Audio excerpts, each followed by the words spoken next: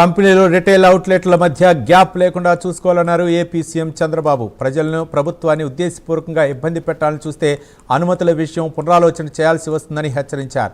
Oil కంపెనీల అనుబంధ నిర్ణయాల కారణంగా ప్రజలు ఇబ్బంది పడితే సహించేదే లేదని స్పష్టం చేశారు సీఎం.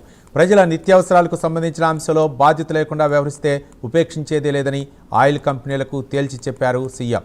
గురువారమే సమస్యను గుర్తించామని అధికారులు చెప్పగా 3 రోజుల క్రితమే సమస్య గుర్తించినప్పుడు ఎందుకు పరిస్థితిని చక్కదిద్దేందుకు చర్యలు తీసుకోలేదని సీఎం ఆగ్రహం వ్యక్తం చేశారు. సమస్య తలెత్తిన తర్వాత ప్రజలు ఇబ్బందులు పడుతున్న సమయంలో తనకు నివేదికలు ఇవ్వటం కాదని ఫలితాలు చూపించాలని సీఎం స్పష్టం చేశారు.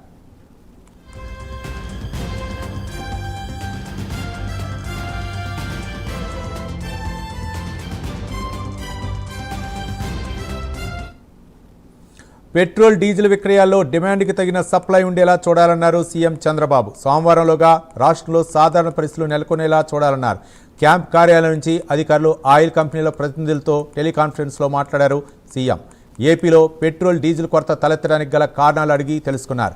రిటైల్ అవుట్లెట్ల దగ్గర వాణిజ్య వినియోగదారులు కొనుగోళ్లు జరపడం వల్ల ఈ పరిస్థితి తలెత్తిందని అధికారులు వివరించారు.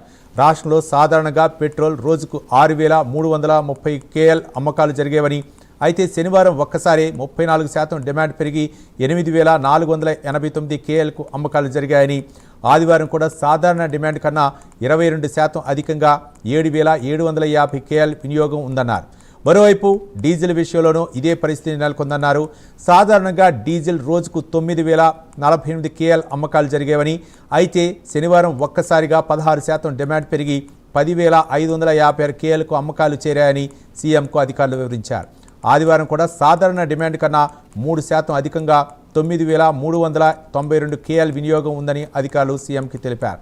దీనికి తోడు నయారా, రిలయన్స్, జియో వంటి ప్రైవేటు ఆపరేటర్లు కూడా తమ కంపెనీ బంకులకు సప్లై నిలిపివేయడం కూడా సమస్యను మరింత తీవ్రతరం చేశాయని జిల్లా కలెక్టర్లు వివరించారు.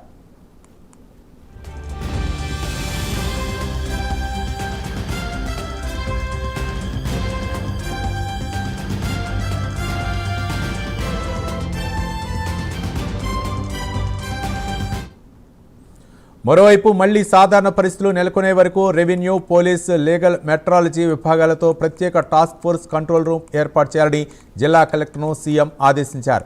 ఒక్కసారిగా సమస్య తలెత్తడంపై విచారణ జరపాలని చెప్పారు.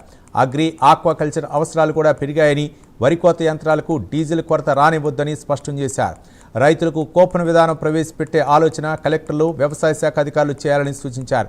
ప్రతి బంక్ దగ్గర రెవెన్యూ, పోలీసు బందోబస్తు ఏర్పాటు చేయడమే కాకుండా సీసీ కెమెరాల ద్వారా పర్యవేక్షణ జరపాలన్నారు. ఎక్కడా బ్లాక్లో అమ్మకాలు జరగకూడదని చెప్పారు.